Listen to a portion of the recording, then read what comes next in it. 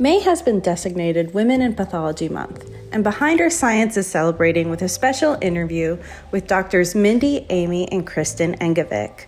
We discuss family, sisterhood, being women in academia, maintaining grit and resiliency as you develop your career, and of course, Fluorescent Friday, for which these Engevik scientists are well known.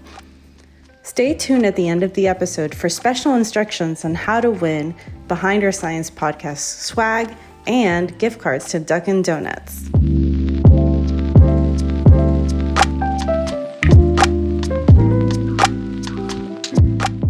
All right, so thank you so much for being part of Behind Our Science.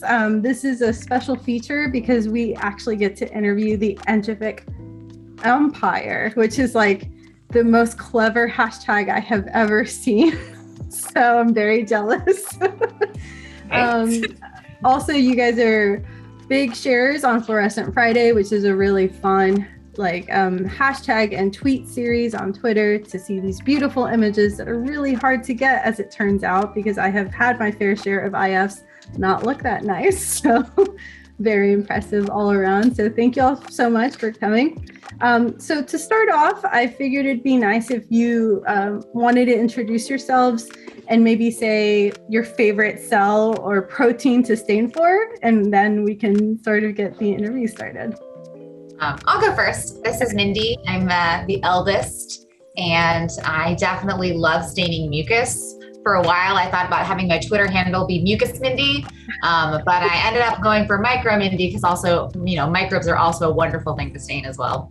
Okay, I'll go next. I'm Amy, and it's really hard because I love immunostaining. It's what I do, I think, the most for my research, and there's so many good proteins out there, but I think probably gamma-actin, which makes up the brush border in the intestine, is probably the prettiest stain. So that's my favorite one. Man, these are really great ones. So I'm Kristen. I'm the youngest. And I believe, there's a lot of really great ones. I also really like mucus, like Mindy. So I am a little partial for that. So recently, we've been able to kind of stain for some of our mouse slides where we have rotavirus infected cells. And so those are my new favorite, is staining for rotavirus infection and being able to see where they are along the villi of the intestine. So that's currently what I love to stain at the moment. Who is the funny one? Amy. Oh, I was going to say Kristen. I was going to say, I'm witty. No. I am a delight, but I'm a little biased. We all have our moments. Yeah, no, of course. Yeah. Yeah. So my sister, this came from growing up. My sister said that my brother was the pretty one, I am the smart one, and she is the funny one. So that was like the joke. Nice. Yeah, so I guess it was a little too internal of a joke. My bad. So who is the most outgoing of the group? Oh, Mindy. Yeah. There's no doubt about that. I can't help myself. I love people. I love being around people. Amy sometimes is like, Mindy, do you need to be talking to that person still? You need to move on and focus on your stuff. It's just so fun being around people. Yeah, no, it definitely is fun, but I'm definitely more of an Amy, I guess, because I'm like, okay. I'm a complete introvert.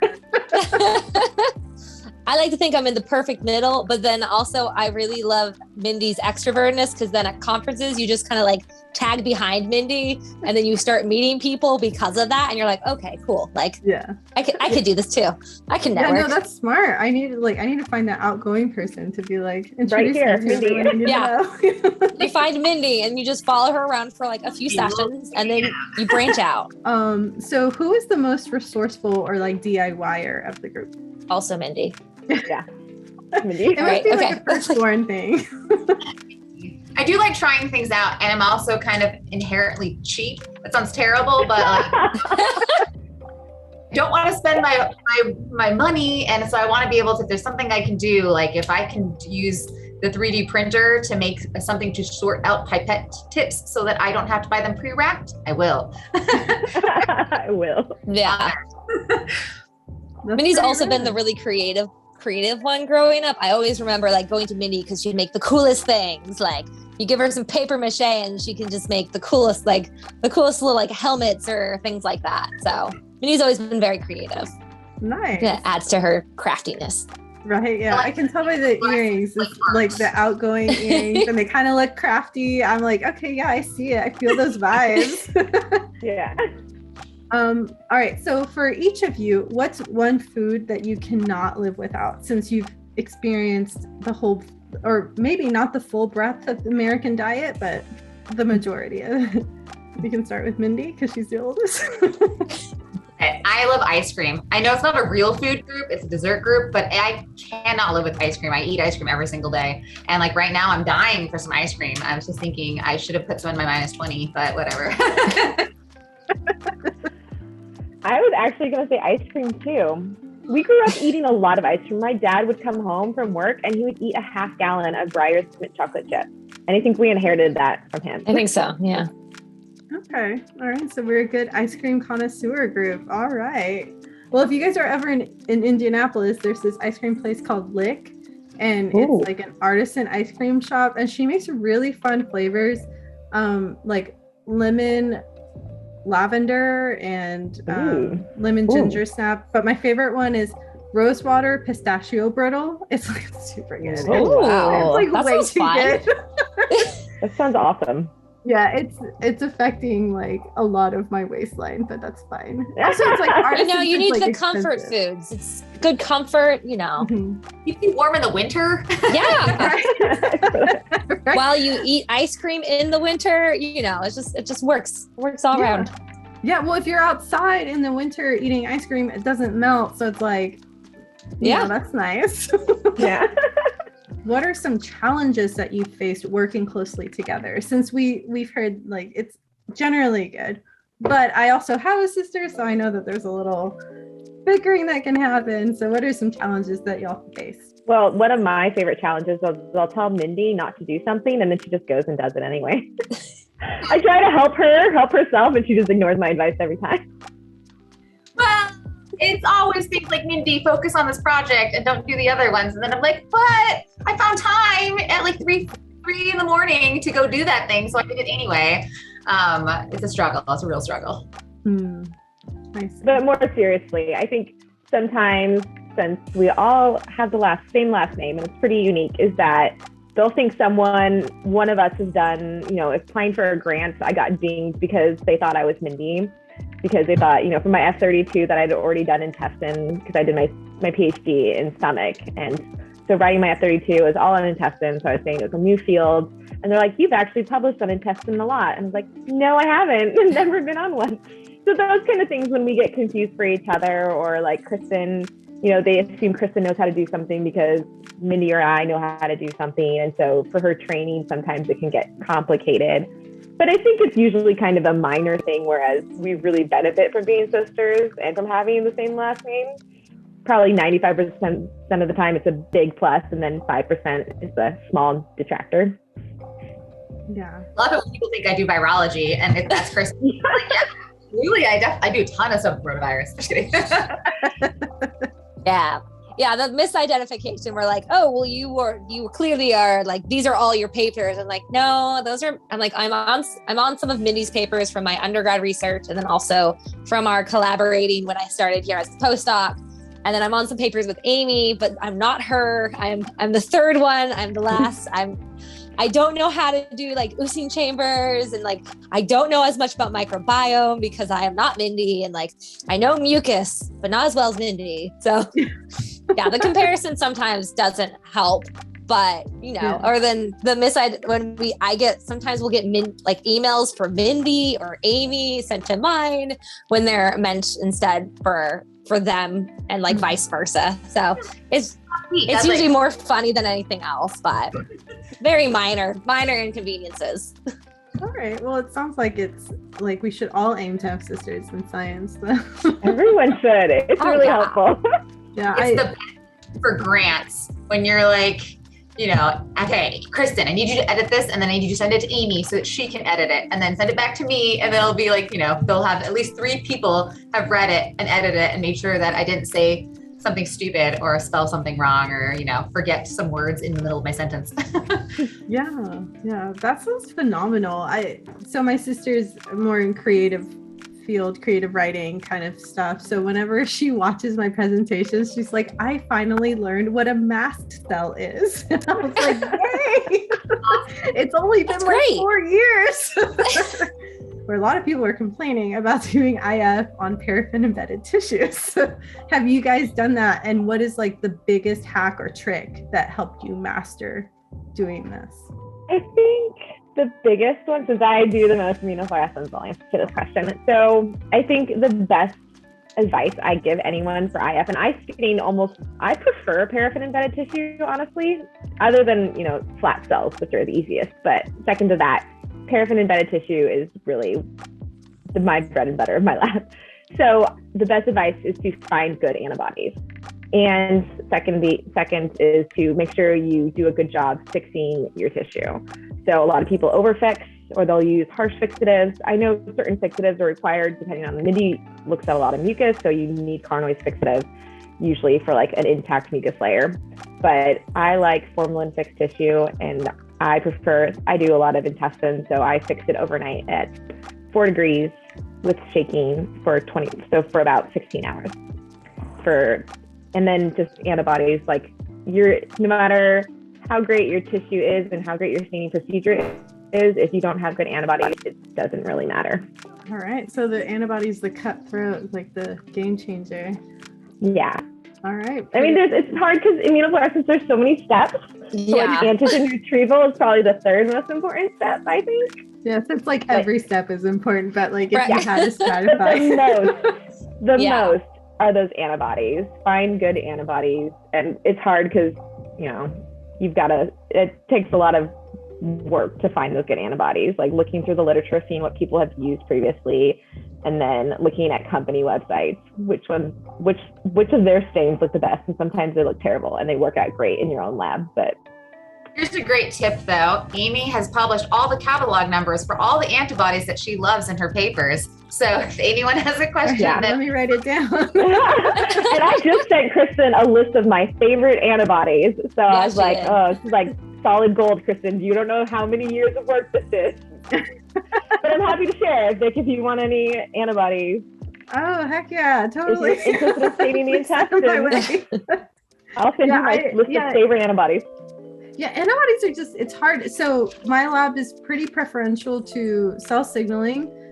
Like individualized hard work is like different for each person. So what would you say from each of you, like what was the hardest learned lesson or like the biggest takeaway from your career to where it is right now?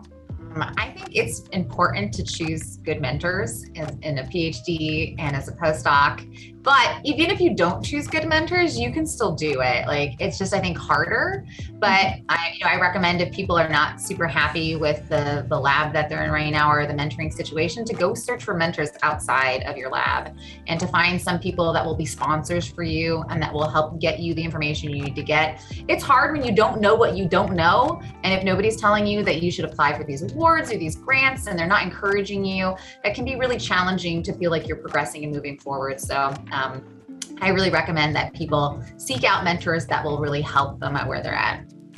You want to go next? I was hoping we were gonna do the order because I'm not. Okay. Like Mindy kind of took part of mine, so I have to rethink what I was gonna say. Okay, I'll go next then as the second child.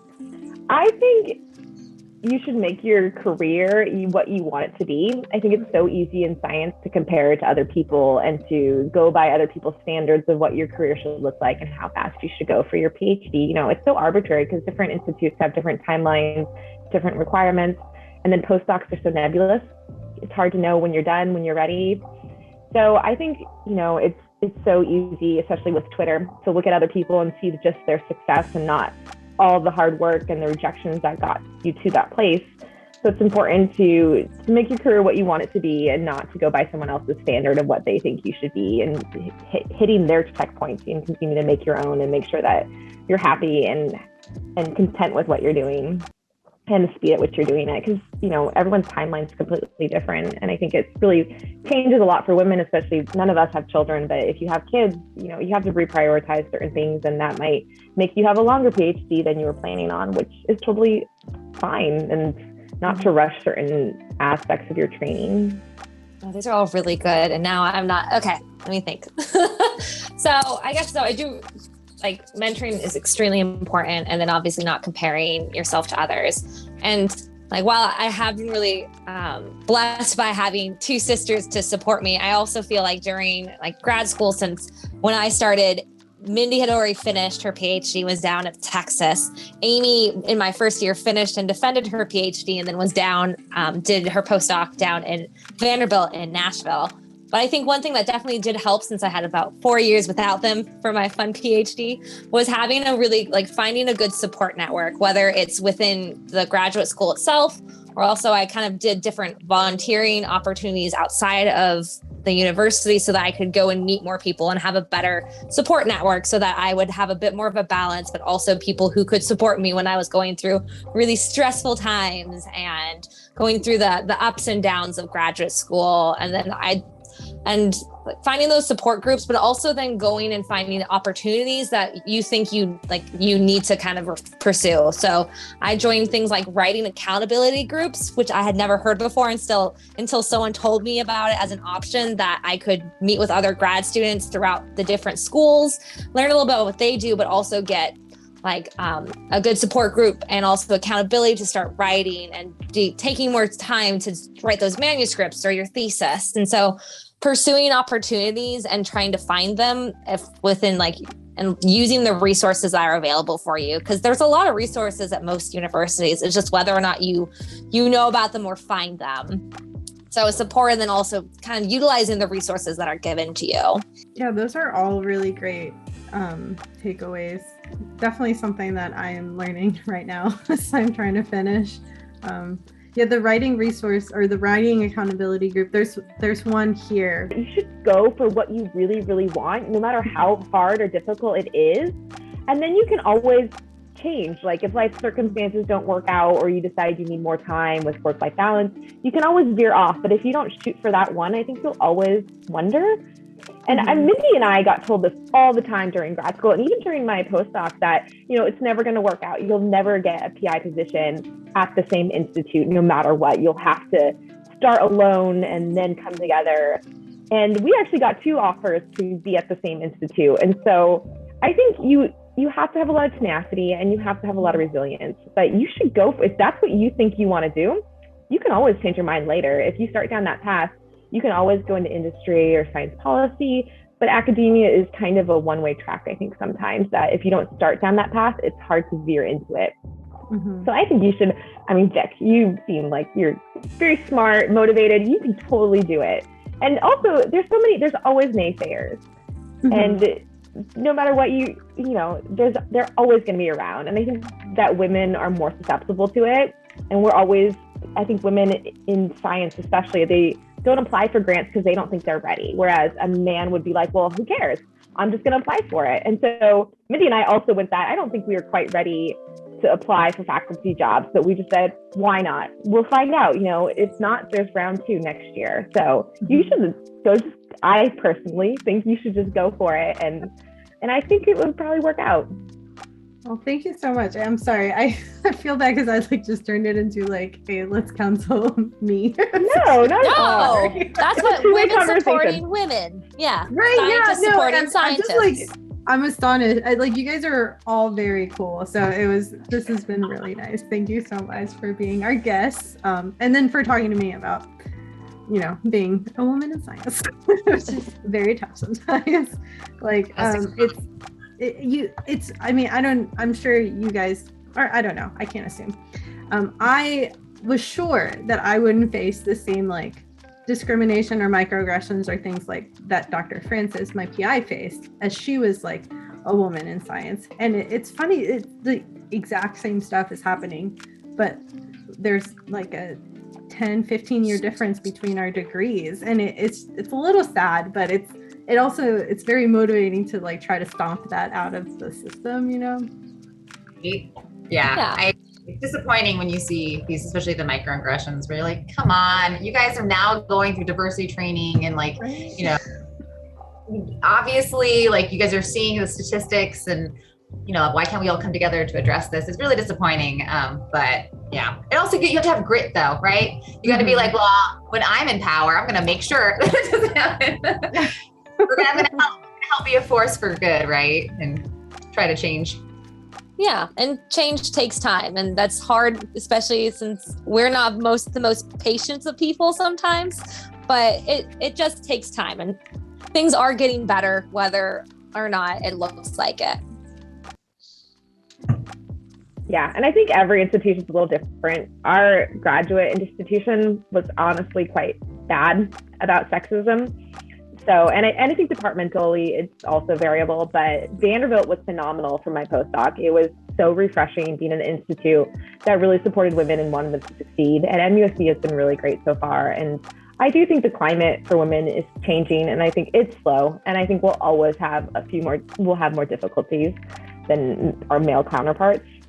But I think that helps make us a little more resilient. And I honestly think that it makes us better scientists. The criticisms I got during my PhD were sometimes outrageous, but they really taught me to have a thick skin and not to let things get to me. As much as I hated having those things said to me, I'm honestly a better scientist because of it, because I don't let criticism of any kind really affect me, especially when it's unwarranted. I think I can now differentiate a little bit more what is valid versus invalid criticism, and that's helpful to learn. Yeah, for sure. Developing a thick skin is really important, but it also sucks that it has to happen. Yeah, definitely forget but the we have to develop such a thick skin as females. I don't know that we should, but we do.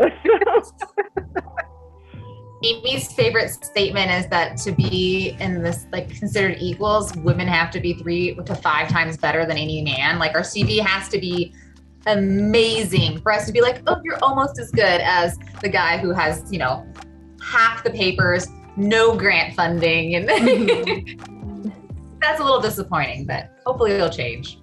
Yeah, no, yes, hopefully it'll change, but it is very disappointing as well. I guess now we can start talking about some Fluorescent Friday stuff, like the good juicy stuff. Being sisters in science is probably the juiciest, but this is probably broader audience. So what is your favorite, or who is your favorite antibody manufacturer? Well, I probably do the most fluorescent, so I'll answer this. My new favorite is actually a Texas company. It's called GeneTex, called GENETX. And I bought $6,000 worth of antibodies from them recently. And I think every single antibody I tried except for one worked. And I've never had that from any company. And the close second is probably Novus Biologicals. It's pretty good. I don't discriminate against companies.